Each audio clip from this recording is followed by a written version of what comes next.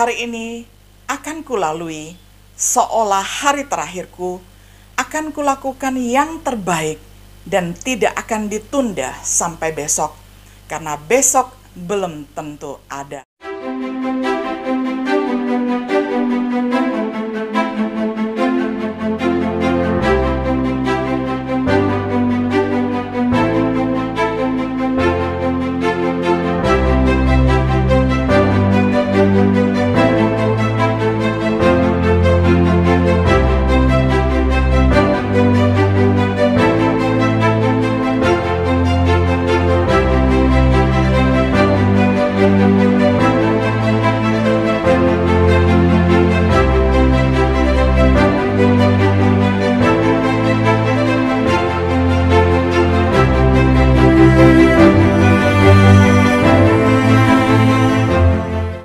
Shalom sahabat setia yang dikasihi oleh Tuhan.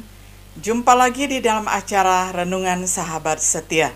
Pada hari ini kita akan membahas satu tema, ajarlah kami menentukan hari-hari. Saya akan bacakan dari Mazmur 90 ayat 1 hingga ayatnya yang ke-12. Doa Musa, abdi Allah, Tuhan, Engkaulah tempat perteduhan kami turun-temurun. Sebelum gunung-gunung dilahirkan, dan bumi dan dunia diperanakan, bahkan dari selama-lamanya sampai selama-lamanya, Engkaulah Allah. Engkau mengembalikan manusia kepada debu dan berkata, kembalilah hai anak-anak manusia, sebab di matamu 1000 tahun sama seperti hari kemarin, apabila berlalu, atau seperti suatu giliran jaga di waktu malam. Engkau menghanyutkan manusia, mereka seperti mimpi, seperti rumput yang bertumbuh, di waktu pagi berkembang dan bertumbuh, di waktu petang lisut dan layu. Sungguh kami habis lenyap karena murka-Mu, dan karena kehangatan amarah-Mu kami terkejut. Engkau menaruh kesalahan kami di hadapan-Mu, dan dosa kami yang tersembunyi dalam cahaya wajah-Mu. Sungguh segala hari kami berlalu karena gemas-Mu. Kami menghabiskan tahun-tahun kami seperti keluh. Masa hidup kami 70 tahun, dan jika kami kuat 80 tahun. Dan kebanggaannya adalah kesukaran dan penderitaan, sebab berlalunya buru-buru dan kami melayang lenyap. Siapakah yang mengenal kekuatan murka-Mu dan takut kepada gemas-Mu? Ajarlah kami menghitung hari-hari kami sedemikian, hingga kami beroleh hati yang bijaksana. Sahabat setia yang dikasihi oleh Tuhan, kalau kita tadi membaca ayat 12 dikatakan, ajarlah kami menghitung hari-hari kami. Nah, ini sering sekali kita dengar banyak khotbah, banyak renungan yang bertemakan ajarlah kami menghitung hari-hari kami. Nah, tetapi saudara, hari ini ketika saya membuat renungan ini, saya melihat kembali satu kata yang dipakai untuk menerjemahkan kata menghitung, itu di dalam bahasa Ibrani-nya adalah kata manah. Nah, manah ini mempunyai banyak sekali arti. Di dalamnya itu adalah ada kata menghitung, penentuan, dihitung, menetapkan, terbilang, titahkanlah, kerahkanlah, ditugaskan. Nah, demikian juga definisi di dalam bahasa Inggrisnya sama ya, banyak sekali. Nah, tetapi yang sama di sini, saya tidak memakai kata menghitung, saya mau menggunakan kata menentukan ataupun penentuan. Dalam bahasa Inggrisnya adalah prepare ataupun set ya, itu sama-sama penentuan, menentukan. Karena kalau menghitung itu sudah terlalu biasa seperti kita menghitung angka saja. Nah, tetapi di sini temanya kita fokuskan menentukan hari-hari. Ajarlah kami menentukan hari-hari. Nah, di dalam tema ini kita akan belajar 3 hal. Yakni hal yang pertama adalah kita menerima ketentuan hidup dan mati. Nah, ini dari Tuhan. Ketentuan Tuhan yang menentukan hidup dan mati kita. Itu ada di ayat 3 sampai ayat 9. Bahkan di ayat 3 dikatakan, engkau mengembalikan manusia kepada debu. Jadi penentuan dari Tuhan tentang kita hidup dan mati ini tidak bisa kita tolak, saudara, karena Tuhan mempunyai kedaulatan dan otoritas di dalam hidup kita, sehingga kita tidak bisa mengatakan, oh Tuhan saya tidak mau hidup, oh Tuhan saya tidak mau mati. Tidak bisa, karena ini penentuan dari Allah ya. Allah yang menentukan manusia hidup dan menentukan manusia itu mati. Nah, jelas dikatakan di dalam ayat 3 sampai seterusnya dikatakan, Tuhanlah, engkaulah yang mengembalikan manusia kepada debu. Kalau kita lihat di gambar ini sangat jelas sekali, umur manusia dilahirkan berarti hidup, kemudian masih kecil, kanak-kanak bertumbuh menjadi 10 tahun, 20 tahun, 30 tahun, 40 tahun, 50 tahun, 60 tahun, 70 tahun, kalau kuat 80 tahun, dan waktu meninggal akan dikebumikan, artinya dikembalikan menjadi tanah ataupun menjadi debu. Nah, ini hal-hal yang kita minta Tuhan mengajar kita untuk menerima semua ini dengan legowo, dengan lapang dada ya. Jadi kita tidak bisa mengatakan Tuhan saya nggak siap mati, Tuhan saya tidak siap hidup, nggak bisa ya. Jadi kita menerima semua siklus hidup ini dengan lapang hati ya, dengan penuh bersyukur di hadapan Tuhan bahwa Tuhan mempunyai rancangan dan rencana yang sangat indah di dalam hidup setiap manusia.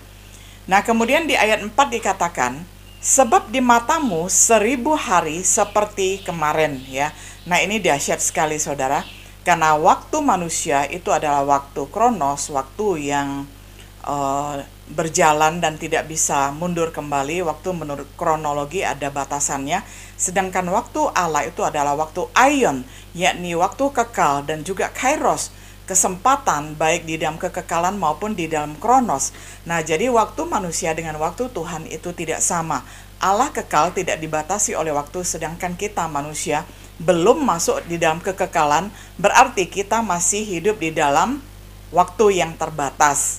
Nah, itu adalah ayat yang keempat, bahwa walaupun kita merasa 70 tahun, wah lama sekali, 80 tahun, 90 tahun, 1 abad, 100 tahun rasanya kok lama gitu ya. Tetapi bagi Tuhan itu hanya sebentar saja.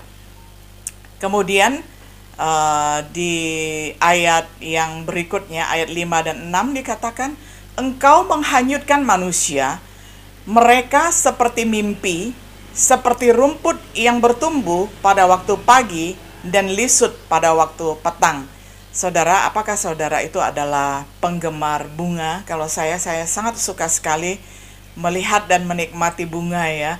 Mulai dari bunga rumput sampai bunga yang paling indah ya. Entah itu bunga yang bisa hidup liar di hutan ataupun bunga yang harus dirawat dan ditanam dengan khusus. Semua bunga saya suka saudara, termasuk bunga bang tentunya ya. Nah, sekarang di masa krisis nggak bisa menikmati bunga bang ya saudara, karena semuanya serba kritis. Nah, saudaraku yang dikasih oleh Tuhan, kita lihat ya bahwa betapa singkatnya hidup manusia bagaikan bunga rumput yang pada waktu pagi bertumbuh dan masih segar, tetapi ketika sore hari ataupun petang hari sudah menjadi lisut dan layu. Kemudian dikatakan lagi di dalam ayat yang ke-10 saudara ya, bagian yang kedua yang kita pelajari adalah, kalau yang tadi kita belajar menerima ketentuan kita hidup dan mati ya. Nah, itu kita terima karena kita tunduk kepada otoritas yakni Allah. Nah, hal yang kedua adalah kita menerima ketentuan masa hidup kita saudara. Masa hidup kita dikatakan di dalam ayat 10 manusia ya. Ketika Musa menulis di dalam Mazmur 90 ini ya, dikatakan bahwa hidup manusia itu adalah sekitar 70 tahun ya, kalau hidup yang kebanyakan begitu ya. Hidup kebanyakan, karena ada kalanya sebelum umur 70 tahun pun manusia banyak yang sudah meninggal dunia. Nah, masa hidup manusia adalah 70 tahun. Nah, jadi kalau didandan kadang-kadang masih cantik saudara ya, tapi tidak bisa menyembunyikan keriputnya, walaupun dengan operasi plastik sekalipun ya. Dan itulah manusia ya, tetap harus menghadapi realita. Kalau dulu di masa muda sangat cantik, tapi di masa sudah berumur pasti akan mengalami kecantikan yang bukan dari luar lagi, tetapi kecantikan yang terpancar dari dalam keluar itu inner beauty ya, tetap membuat seseorang itu bisa kelihatan cantik ya. Jadi jangan hanya melihat cantik dari fisiknya saja, lihat dari ukuran dalam juga ya, inner beauty. Nah, jikalau kuat dikatakan di ayat 10, manusia akan hidup 80 tahun. Dan kebanyakan pada manusia ini pada masa-masa ini ya kurang kuat ya. Kadang-kadang belum sampai umur 80 tahun banyak yang meninggal, apalagi ini masa-masa pandemi ya. Masa-masa di mana setiap manusia begitu rentan terkena penyakit, banyak sekali yang belum mencapai umur 50-60 sudah meninggal dunia, meninggalkan kita semua. Dan kita bersyukur kita adalah orang-orang yang masih Tuhan berikan kesempatan ya. Kalaupun Tuhan memanggil kita satu waktu, tetap kita juga bersyukur ya, karena kita adalah orang beriman, setiap waktu adalah anugerah. Jadi kita tetap bersyukur baik ketika masih hidup dan ketika dipanggil oleh Tuhan. Dan dikatakan di ayat 10 lagi, lebihnya ya, tadi dikatakan ya lengkapnya umur manusia 70 tahun, kalau kuat 80 tahun, dan kalau ada lebih yang dari 80 tahun berarti itu adalah bonusnya ya. Misalnya sampai 100 tahun itu adalah bonusnya. Nah, apa kebanggaannya kalau kita hidup sampai usia renta sekali ya, sampai uzur sekali. Kata Alkitab, kebanggaannya itu adalah kesukaran dan penderitaan ya. Karena apa? Karena fisik pasti akan terbatas. Tidak bisa melompat-lompat lagi, tidak akan sekuat dulu lagi, tidak akan bisa main sepak bola dan lain-lain lagi ya. Jadi banyak sekali yang sudah harus didorong di kursi roda atau di atas tempat tidur, merasakan sakit dan sebagainya. Jadi itulah kebanggaannya kalau orang sudah uzur, kebanggaannya adalah kesukaran dan penderitaan. Tetapi sebagai orang beriman kita tetap bersyukur kepada Tuhan, karena pasti ada maksud Tuhan memberikan kita usia yang indah, usia yang uzur, usia yang lanjut. Nah, ini adalah hal yang kedua, kita menerima ketentuan dari Tuhan masa hidup kita yang tidak bisa kita tolak. Nah, yang ketiga ini saudara, ajarlah kami menentukan hari-hari kami. Nah, ini biasanya dikhotbahkan ataupun direnungkan dengan ajarlah kami menghitung hari-hari kami. Sekarang saya menemukan satu makna yang lebih mendalam, ajarlah kami menentukan hari-hari kami. Kalau masa hidup kita dan masa mati kita tidak bisa kita tentukan sendiri, itu Tuhan yang tentukan. Tetapi hal yang ketiga ini bisa kita tentukan, karena ajarlah kami menentukan hari-hari kami, artinya adalah mengisi hari-hari dengan bertanggung jawab. Menentukan hari-hari kami artinya mengisi hari-hari yang Tuhan berikan dengan penuh tanggung jawab. Misalnya di dalam era pandemi seperti ini saudara, kita kebanyakan tidak bisa bekerja di kantor, atau saya tidak bisa bekerja di kampus. Karena apa? Karena semuanya lewat daring ya, dalam jaringan ya, melalui jasa wifi dan sebagainya, melalui online ya, mengajar, berkhotbah, dan bahkan menulis dan sebagainya, semuanya melalui internet. Nah, tetapi tetap harus diisi hari-hari itu dengan bertanggung jawab. Karena apa? Karena saya masih pendeta yang aktif, saya masih dosen yang aktif, saya masih penulis yang aktif ya. Ini adalah contohnya. Jadi work from home itu adalah tugas dan tanggung jawab saya secara pribadi, dan pasti saudara juga demikian. Saudara yang punya toko, saudara yang sebagai pengusaha, saudara yang mempunyai skill yang lain, bekerja juga dari rumah ya. Nah, kalaupun ada yang bisa bekerja di kantor sebagaimana biasanya, itu adalah suatu pengecualian dengan syarat-syarat khusus. Nah, saudaraku yang dikasihi oleh Tuhan, jadi menentukan hari-hari sama dengan mengisi hari-hari dengan penuh bertanggung jawab di hadapan Tuhan. Karena waktu hidup kita adalah pemberian dari Tuhan. Lalu artinya ajarlah kami menentukan hari-hari kami, artinya mengerjakan segala sesuatu berdasarkan panggilan hidup dan tujuan Tuhan di dalam hidup kita. Contohnya, makanya saya memberikan foto pribadi di sini saudara. Sebagai pendeta, saya tetap bertugas untuk memberikan khotbah kepada jemaat. Makanya setiap hari saya menggali khotbah dan saya sampaikan melalui daring ya, melalui renungan sahabat setia seperti ini.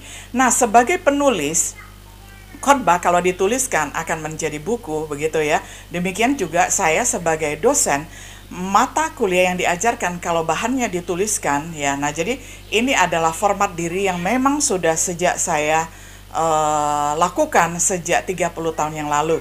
Ketika saya berumur 20 tahun, saya sudah berdoa di hadapan Tuhan karena saya tahu Tuhan memanggil saya untuk tugas yang mulia ini, menjadi hambanya, dan saya memformat diri di dalam 3 profesi menjadi satu, yakni menjadi pendeta, penulis, dan dosen. Nah, inilah desain hidup yang saya gumulkan ketika saya masih muda dan sudah saya jalani selama 30 tahun sebagai pendeta, penulis, dan dosen. Nah, ini adalah satu pribadi menjalankan 3 profesi sekaligus, 3 panggilan ini sekaligus, dan ini bisa menjadi satu kesatuan, tidak saling tabrak ya saudara ya. Nah, sehingga dalam keadaan work from home seperti ini saya tetap produktif ya, kecuali sakit dan dirawat di rumah sakit ya, otak tetap bisa jalan dan bekerja walaupun fisik diinfus, tetapi setelah sembuh ya kembali mengerjakan yang menjadi tugas dan tanggung jawab, karena tugas itu selalu ada. Nah, ini adalah contoh. Nah, sekarang bagaimana dengan sahabat setia sekalian? Sahabat setia yang mempunyai panggilan hidup ya, sebagai seorang pengusaha, sebagai seorang karyawan, atau sebagai seorang akuntan ya, ataupun jasa-jasa yang lain. Nah, saudara menjalankan semuanya itu berdasarkan apa yang Tuhan taruh di hati ya. Jadi kita kerjakan semampu kita, kerjakan sebisa kita. Nah, itulah tugas dan tanggung jawab yang kita kerjakan di hadapan Tuhan berdasarkan panggilan hidup yang telah Tuhan tulis di hati kita sejak Tuhan memanggil kita. Bahkan kadang-kadang ya, kalau kita membaca panggilan Yeremia, panggilan Yesaya, panggilan Musa, sejak dari kandungan pun Tuhan sudah menetapkan kita. Hanya masalahnya kita pokanda akan panggilan Tuhan ya. Satu saat kita akan membahas tentang panggilan Tuhan tersebut. Nah, saudara, yang berikutnya, ajarlah kami menentukan hari-hari kami, artinya adalah kita mengerjakan yang menjadi skala prioritas hidup kita. Nah, setiap hari saya tidak tahu apakah saudara mempunyai agenda atau bisa dihafalkan. Kalau saya, karena saya penulis, saya suka menulis, saya setiap hari mempunyai agenda kerja. Jadi prioritas 1, prioritas 2, 3, 4, dan seterusnya sudah diagendakan ya. Dari pagi sampai malam apa yang harus dikerjakan. Nah, mengerjakan yang menjadi skala prioritas kita akan membuat kita tidak melalaikan tugas dan tanggung jawab kita. Apa yang penting, urgent kita kerjakan, sehingga kita tidak menunggak-nunggak ya apa yang harus kita tunaikan. Dengan demikian, malamnya kita dapat tidur dengan lelap. Karena apa? Karena tidak ada hutang pekerjaan lagi ya. Udah selesai untuk hari. Kesusahan sehari cukuplah untuk sehari ya. Karena besok ada tanggung jawabnya sendiri, besok ada kesusahannya sendiri. Saudara, saya akan tutup renungan ini dengan satu artikel yang sudah lama saya baca. Saya tidak tahu siapa penulisnya, tetapi saya modifikasi kembali dan bunyinya adalah sebagai berikut. Aku akan memulainya dengan ucapan syukur dan senyuman, bukan kritik. Akan kuhargai setiap detik, menit, dan jam, karena tidak sedetik pun dapat ditarik kembali. Hari ini tidak akan kusia-siakan seperti waktu lalu yang terbuang percuma. Hari ini tidak akan kuisi dengan kecemasan, kegalauan tentang apa yang akan terjadi esok. Akan kupakai waktuku untuk membuat sesuatu yang kuidamkan dan kuimpikan terjadi. Hari ini aku belajar lagi untuk membarui diri sendiri. Hari ini akan kuisi dengan karya. Kutinggalkan angan-angan yang selalu mengatakan, aku akan melakukan sesuatu jika keadaan berubah. Jikalau keadaan tetap sama saja, dengan kemurahannya, aku akan tetap sukses dengan apa yang ada padaku. Hari ini, aku akan berhenti berkata, aku tidak punya waktu, karena aku tahu, aku tidak pernah mempunyai waktu untuk apapun. Jika aku ingin memiliki waktu, aku harus meluangkannya. Hari ini akan kulalui seolah hari terakhirku, akan kulakukan yang terbaik dan tidak akan ditunda sampai besok, karena besok belum tentu ada. Saudara, sungguh ini adalah hal yang luar biasa ketika kita kaitkan kembali dengan firman Tuhan yang ditulis oleh Musa. Ajarlah kami menghitung hari, ajarlah kami menentukan hari-hari kami. Mengapa menentukan hari-hari? Karena hari-hari yang dapat kita tentukan itu adalah kita yang menentukan aktivitasnya, kita yang menentukan skala prioritasnya, kita yang menentukan dengan penuh tanggung jawab di hadapan Tuhan. Yang tidak bisa kita tentukan, biarlah kita tunduk kepada otoritas Tuhan. Yang bisa kita tentukan, kita isi dengan penuh bertanggung jawab di hadapan Tuhan. Kiranya saya dan sahabat setia menggunakan setiap waktu yang telah Tuhan berikan kepada kita dengan hidup penuh syukur, dengan hidup penuh berkarya di hadapan Tuhan dari hari ke hari. Kiranya Tuhan menolong kita semua untuk mengisi hidup kita dengan indah. Shalom.